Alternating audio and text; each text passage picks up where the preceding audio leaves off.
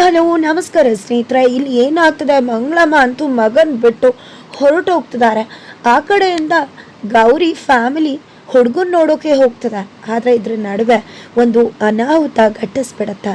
ಏನಾಗತ್ತೆ ತಿಳ್ಕೊಬೇಕು ಅಂದರೆ ಈಗಲೇ ನಮ್ಮ ಈ ಚಾನಲ್ನ ಸಬ್ಸ್ಕ್ರೈಬ್ ಮಾಡಿ, ಹಾಗೆ ಒಂದು ವಿಡಿಯೋವನ್ನು ಪೂರ್ತಿಯಾಗಿ ನೋಡಿ. ಇಲ್ಲಿ ಗೌರಿ ತುಂಬ ಮುದ್ದಾಗಿ ರೆಡಿ ಆಗಿದ್ದಾಳೆ. ತಾತ ಅಂತೂ ಮೊಮ್ಮಗಳು ತುಂಬ ಚೆನ್ನಾಗಿ ಕಾಣಿಸ್ತಿದ್ದಾಳೆ ಅಂತ ಹಾಡಿ ಹೊಗಳುತ್ತಿದ್ದಾರೆ. ಏನಮ್ಮ ಇದು ಇಷ್ಟು ರೆಡಿ ಆಗಿದೆ, ಅಡುಗೆ ಮನೇಲಿ ಕೆಲಸ ಮಾಡ್ತಿದ್ಯಲ್ಲ ಅಂತ ಹೇಳಿದ್ಕೆ, ಏನಿಲ್ಲ ತಾತ ನೀನು ಮುಗ್ದು ಹೋಯ್ತು, ತಟ್ಟೆಗೆ ಹಾಕೊಂಡು ತಿನ್ನೋದಷ್ಟೇ ಅಂತ ಹೇಳ್ತಿದ್ದಾಳೆ. ಎಷ್ಟು ಮುದ್ದಾಗಿ ಕಾಣಿಸ್ತಿದ್ಯಾ ಗೊತ್ತಾ, ಖಂಡಿತ ನಿನ್ನ ಮದುವೆ ಆಗೋ ಹುಡುಗ ಅಂತೂ ಫುಲ್ ಫಿದಾ ಆಗ್ತಾನೆ, ಖಂಡಿತ ಸಕ್ಕದಾಗಿ ಕಾಣಿಸ್ತಿದ್ಯಾ ನೀನು ಅಂತ ಹೊಗಳುತ್ತಿದ್ರೆ ಅಷ್ಟರಲ್ಲಿ ಅಜ್ಜಿ ಬರ್ತಾರೆ.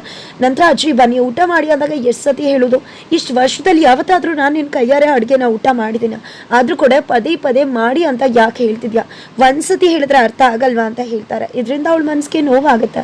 ಜೊತೆಗೆ ಏನಿದು, ಯಾವ ಸೀರೆ ಉಟ್ಕೊಂಡಿದ್ಯಾ ನೀನು, ಲಂಗಾದಾವಣಿನ ಅಂತ ಕೇಳ್ತಿದ್ದಾಗೆ ಇದು ಅಮ್ಮಂದು ಅಂದಾಗ ನಿಮ್ಮಮ್ಮಂದ ಅನಿಷ್ಟ, ನೀನಿರೋದೇ ಸಾಕಲ್ಲ, ನಿಮ್ಮ ಅಮ್ಮನ ಅನಿಷ್ಟ ಬೇರೆ ನಿನ್ನ ಮೇಲೆ ಬರಬೇಕಾ, ಯಾಕೆ ಹೋಗೋ ಕೆಲಸ ಆಗಬಾರ್ದು ಅಂತಾನ, ಮೊದಲು ಇದನ್ನು ತೆಗ್ದಾಕು, ದಿನ ಕಾಲೇಜ್ಗೆ ಹೋಗ್ಬೇಕಿದ್ರೆ ನಿಮ್ಮ ಅಮ್ಮನ ಸೀರೆನ ದುಪ್ಪಟ್ಟ ಮಾಡ್ಕೊಂಡು ಹೋಗೋದೇ ಸಾಕು ಅಂದಾಗ ಪ್ಲೀಸ್ ಅಜ್ಜಿ ಆ ರೀತಿ ಅಮ್ಮನ ಬಗ್ಗೆ ಮಾತಾಡಬೇಡಿ, ಏನೇ ಆದರೂ ಕೂಡ ಅವ್ರು ನನ್ನ ತಾಯಿನೇ ಅಂದಾಗ ಹೌದೌದು ಅವಳ ಅನಿಷ್ಟ ಮನೆ ಬಿಟ್ಟು ಹೋದ್ಲು, ನಿನ್ನನ್ನು ಬಿಟ್ಬಿಟ್ಟು ಹೋದ್ಲು, ನೀನು ಮನೆಯಿಂದ ಹೋದರೆ ಸಾಕಾಗಿದೆ, ಅಂಥದ್ರಲ್ಲಿ ಇದನ್ನೆಲ್ಲ ಹಾಕೊಂಡು ಅಪ್ಶಕುನ ಆದರೆ ಏನು ಮಾಡಬೇಕು ಅಂದಾಗ ಯಾವತ್ತೂ ಅಮ್ಮನ ಆಶೀರ್ವಾದ ಆಗಿರುತ್ತೆ. ಮಕ್ಕಳಿಗೆ ಅಮ್ಮನ ಆಶೀರ್ವಾದ ಬೇಕೇ ಬೇಕು, ಖಂಡಿತ ಒಳ್ಳೆಯದು ಹಾಗೆ ಆಗತ್ತೆ, ಖಂಡಿತ ಅನಿಷ್ಟ ಅಂತ ಎಲ್ಲ ಹೇಳಬೇಡಿ ಅಂತ ಹೇಳ್ತಾಳೆ.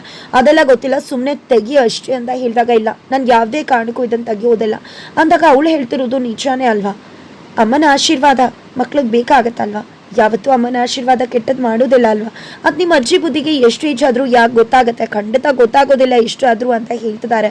ಹೌದೌದು, ಏನಾದರೂ ಹುಡುಗನ ನೋಡೋಕೆ ಹೋಗಿ ಹೆಚ್ಚು ಕಡಿಮೆ ಆಗಿ ಅವನೇನಾದರೂ ಒಪ್ಕೊಳ್ಳದೆ ಇದ್ದರೆ ಖಂಡಿತ ನನ್ನ ಕೋಪಕ್ಕೆ ಗುರಿ ಆಗ್ತೀರಾ ನೀವು ಅಂತ ಹೇಳ್ತಾರೆ. ನಂತರ ಎಲ್ಲರೂ ಕೂಡ ಮನೆಯಿಂದ ಹೊರಡ್ತಾರೆ. ಈ ಕಡೆ ಅವರ ಕೆಲಸದವ ಅಂತೂ ಪ್ರಶಾಂತ್ ಅಂತೂ ಈ ಕಡೆ ಕೆಲಸದವ್ರ ಪಾತ್ರ ಆಗಿ ಸಖತ್ತಾಗಿ ನಿಭಾಯಿಸ್ತಿದ್ದಾರೆ. ಈ ಕಡೆ ಗೌರಿ ಅಕ್ಕ ಇವತ್ತಂತೂ ನೀನು ಎಷ್ಟು ಚೆನ್ನಾಗಿ ಕಾಣಿಸ್ತಿದ್ಯಾ ಅಂದರೆ ಖಂಡಿತ ಹುಡುಗ ಕ್ಲೀನ್ ಬೋಲ್ಡ್ ಆಗಿಬಿಡ್ತಾನೆ, ಖಂಡಿತ ಪಿ ಅಂತ ಊದಿಸ್ತಾ ಇರೋದ, ಆಲ್ರೆಡಿ ಚಪ್ರ ಕಟ್ಟೋರಿಗೆಲ್ಲ ಹೇಳ್ಬಿಟ್ಟಿದ್ದೀನಿ ಅಂದಾಗ ಏನು ಮಾತಾಡ್ತಿದ್ಯಾ, ಇನ್ನೂ ನೋಡೇ ಇಲ್ಲ ನಾವು ಅವ್ರನ್ನ ಆಲ್ರೆಡಿ ಅಂದಾಗ ದೇವ್ರ ಆಶೀರ್ವಾದ ಸಿಕ್ಕಿದೆ, ಪ್ರಸಾದ ಸಿಕ್ಕಿದೆ ಅಂದಮೇಲೆ ನಿನ್ನ ಗಂಡ ಅವರೇನೆ ಈ ಮದುವೆ ಫಿಕ್ಸ್ ಆಗೇ ಆಗತ್ತೆ ಅಂತ ಹೇಳ್ತಿದ್ದಾನೆ ಪ್ರಶಾಂತ್.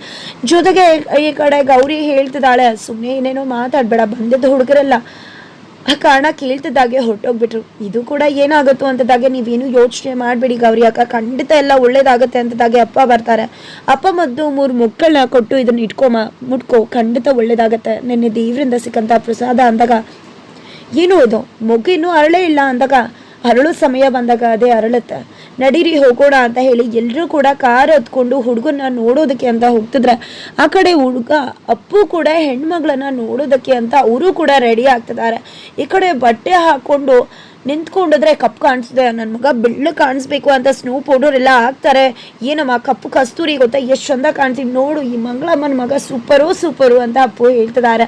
ನಂತರ ಈ ಕಡೆ ಸರಿ ಆಯಿತು ನಡಿ ಹೊರಡೋಣ ಅಂತ ಹೇಳ್ತಿದ್ದಾಗ ಈ ಕಡೆ ಅಪ್ಪು ಹೊರಗಡೆ ಬರುವಷ್ಟರಲ್ಲಿ ಆಲ್ರೆಡಿ ಇಲ್ಲಿ ತಂಗಿ ಮತ್ತು ಅತ್ತೆ ಒಂದು ಪ್ಲ್ಯಾನ್ ಮಾಡ್ಕೊಂಡಿದ್ದಾರೆ. ಬಿಕಾಸ್ ಇಲ್ಲಿ ಅಪ್ಪು ಯಾವುದೇ ಕಾರಣಕ್ಕೂ ಹುಡುಗಿ ಶಾಸ್ತ್ರಕ್ಕೆ ನೋಡೋಕೆ ಹೋಗಬಾರ್ದು, ನೋಡೋಕೆ ಹೋದರೆ ನಮಗೆ ಖರ್ಚು ಮಾಡೋದನ್ನು ನಿಲ್ಲಿಸ್ಬಿಡ್ತಾನೆ ಅಂತ.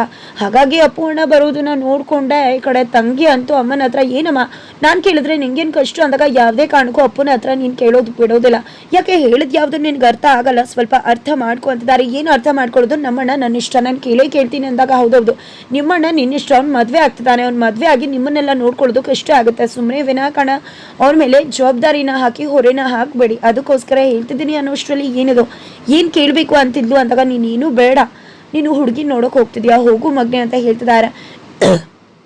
ಅವಳಿಗೇನೋ ಬುದ್ಧಿ ತಿಳಿಯಲ್ಲ, ಅವಳೇನೋ 300 ರೂಪಾಯಿ ನಿನ್ನ ಹತ್ರ ಕೇಳಬೇಕು ಅಂತಿದ್ಲು, ನಾನೇ ಬೇಡ ಅಂತ ಹೇಳ್ದೆ, ಯಾಕಂದರೆ ಇವತ್ತು ಅಭ್ಯಾಸ ಆದರೆ ನಾಳೆ ಆಮೇಲೆ ಯಾರು ಕೊಡ್ತಾರೆ, ಅದಕ್ಕೋಸ್ಕರ ನೀನು ಇನ್ನೂ ನಿನ್ನ ತಂಗಿ ಮದುವೆ ಮಾಡಬೇಕು, ಆನಂತರ ಎಲ್ಲರನ್ನ ಜವಾಬ್ದಾರಿ ನೋಡ್ಕೋಬೇಕು, ಅದರ ನಡುವೆ ನನ್ನ ಮಕ್ಳ ಜವಾಬ್ದಾರಿ ಎಲ್ಲ ನೀನು ನೋಡೋಕ್ಕಾಗತ್ತಾ, ನೀನೇನು ಕೋಟೀಶ್ವರನ ನೋಡೋದಕ್ಕೆ ನೀನು ಬರೋದೇ 16,000 ಸ್ಯಾಲ್ರಿ, ಅದರಲ್ಲಿ ನೀನು ಹೆಂಡತಿ ನೋಡ್ಕೊಳ್ಳೋದೇ ಕಷ್ಟ ಆಗುತ್ತೆ, ಇದನ್ನೆಲ್ಲ ನೀನು ಎಲ್ಲಿ ಮಾಡೋಕ್ಕಾಗತ್ತೆ ಅಂತ ಹೇಳ್ತಿದ್ದಾರೆ. ನಾನು ಅಣ್ಣನ ಹತ್ರ 300 ರೂಪಾಯಿ ಕೇಳಿದ್ರೆ ಏನು ತಪ್ಪು ಅಂತಿದ್ದಾಗ ಈ ಕಡೆ ಅಪ್ಪು ಕೊಡೋಕೆ ಅಂತ ಹೋದಾಗ ಬೇಡ ಅಂತಾನೆ ಹೇಳ್ತಾರೆ ಅಂತ, ದಯವಿಟ್ಟು ಬೇಡ ಅಂತ ಹೇಳಿದಾಗ ಹೌದು ಅಣ್ಣ, ಅಮ್ಮ ಹೇಳೋದು ನಿಜಾನೇ ಅಲ್ವಾ, ನಿನ್ನ ಮದುವೆ ಅಂದಮೇಲೆ ಅದಕ್ಕೆ ಬರ್ತಾರೆ, ಅದಕ್ಕೆ ಬಂದಮೇಲೆ ಎಲ್ಲ ಕೂಡ ಚೇಂಜ್ ಆಗುತ್ತೆ, ಇದೇ ರೀತಿ ಇರುತ್ತಾ, ನೀನು ಅವ್ರಿಗೆ ಫೋಕಸ್ ಮಾಡಬೇಕಾಗುತ್ತೆ ನೋಡ್ಕೋಬೇಕಾಗತ್ತೆ, ಅವ್ರ ಆಸೆ ಆಕಾಂಕ್ಷೆಗಳನ್ನ ಕೂಡ ನೀನೇ ಫಿಲ್ ಮಾಡಬೇಕಾಗತ್ತೆ. ನೀನು ಬರೋದ್ರಲ್ಲಿ ಅದನ್ನೆಲ್ಲ ನಮಗೆಲ್ಲಿ ನೋಡ್ಕೊಳಕ್ಕಾಗತ್ತೆ. ಸರಿ ಬಿಡು, ನಾನು ಕೂಡ ಅರ್ಥ ಮಾಡ್ಕೋತೀನಿ ಅಂತ ತುಂಬ ನೊಂದ್ಕೋತಿದ್ದಾಗೆ ಅವನ ಲವ್ವರ್ ನಿನಗೆ ಬರೋದು 15,000, ಏನು ಮಾಡಲಿ ಭಿಕ್ಷೆ ಬೇಡ ನಿನ್ನ ಮನೆಗೆ ಬಂದ್ಬಿಟ್ಟು ಅಂತ ಹೇಳಿದ ಮಾತುಗಳು ನೆನಪಾಗ್ಬಿಡತ್ತೆ. ಜೊತೆಗೆ ನಮ್ಮ ಕಾಲದಲ್ಲೆಲ್ಲ ಅಣ್ಣ ಮದುವೆ ಆಗೋಕ್ಕೂ ಮುನ್ನ ತಂಗಿರನ್ನ ಮದುವೆ ಮಾಡ್ತಿದ್ರು, ಅದಕ್ಕೆ ಬಂದಮೇಲೆ ಇದು ಯಾವುದು ಕೂಡ ಆಗಲ್ಲ ಅಂತ.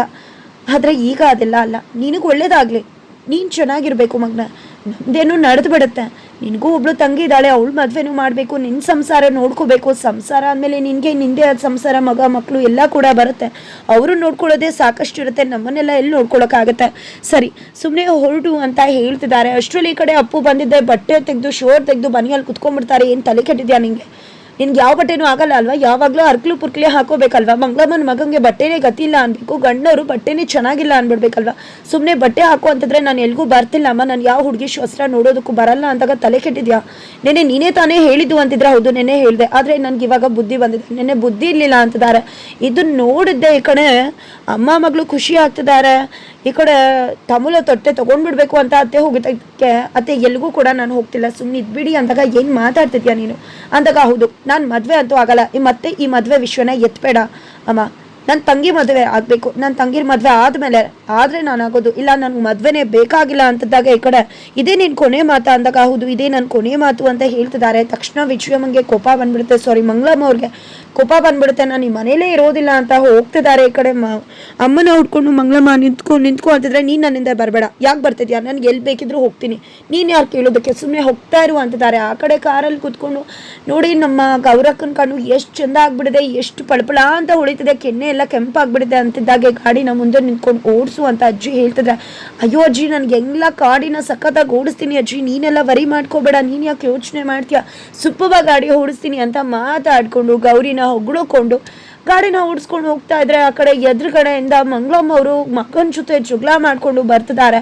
ಫೈನಲಿ ಈ ಕಡೆ ಮಾತಾಡಿ ತಿರುಗೋ ಅಷ್ಟರಲ್ಲಿ ಮಂಗಳಮ್ಮ ಅವ್ರಿಗೆ ಗುದ್ದೇ ಬಿಡ್ತಾನೆ ಪ್ರಶಾಂತ್. ಹಾಗಿದ್ರೆ ಈ ಕಡೆ ಅಪ್ಪು ಅಂತೂ ಜೋರಾಗಿ ಮಂಗಳಮ್ಮ ಅಂತ ಕಿರ್ಚ್ಕೋತಿದ್ದಾರೆ. ಗಾಡಿ ಒಳಗಿರೋರೆಲ್ಲರೂ ಕೂಡ ಶಾಕ್ ಆಗಿದ್ದಾರೆ. ಹಾಗಾದ್ರೆ ಏನಪ್ಪ ಅನಾಹುತ ಅಚ್ಚಾತುರ್ಯ ಗಟ್ಟಿಸ್ಬಿಡತ್ತಾ? ಈ ಕಡೆ ಹೆಣ್ಮಕ್ಳು ನೋಡೋಕೆ ಹೋಗ್ಬೇಕಾಗಿತ್ತು, ಆ ಕಡೆ ಗಂಡನ್ ನೋಡೋಕೆ ಗೌರಿ ಹೋಗ್ಬೇಕಾಗಿತ್ತು, ಆದರೆ ಇಲ್ಲಿ ಒಂದು ಆಕ್ಸಿಡೆಂಟ್ ಆಗಿದೆ. ಹಾಗಿದ್ರೆ ಈ ಒಂದು ಆಕ್ಸಿಡೆಂಟಲ್ಲಿ ಯಾವುದೇ ರೀತಿ ಮಂಗಳಮ್ಮ ಅವ್ರಿಗೆ ತೊಂದರೆ ಆಗೋದಿಲ್ವಾ? ಜೊತೆಗೆ ಇಲ್ಲಿ ಮತ್ತೆ ಅಮ್ಮನಿಗೋಸ್ಕರ ಅಪ್ಪು ಮಾತು ಕೊಟ್ಟು ಹುಡುಗಿ ನೋಡೋದಕ್ಕೆ ಒಪ್ಕೋತಾರ. ಜೊತೆಗೆ ಇಲ್ಲಿ ಅಪಶಕುನ ಆಯಿತು ಇನ್ನೇನು ಅಂತ ಅನ್ಕೋತಾರೆ. ಈ ಕಡೆ ಹುಡುಗನ ಕಡೆಯವ್ರು ಬರ್ತಿಲ್ಲ ಅನ್ನೋದು ಬ್ರೋಕರ್ ಮುಖಾಂತರ ಅವ್ರಿಗೂ ಕೂಡ ವಿಷಯ ಬಂದು ಮುಟ್ಟುತ್ತಾ.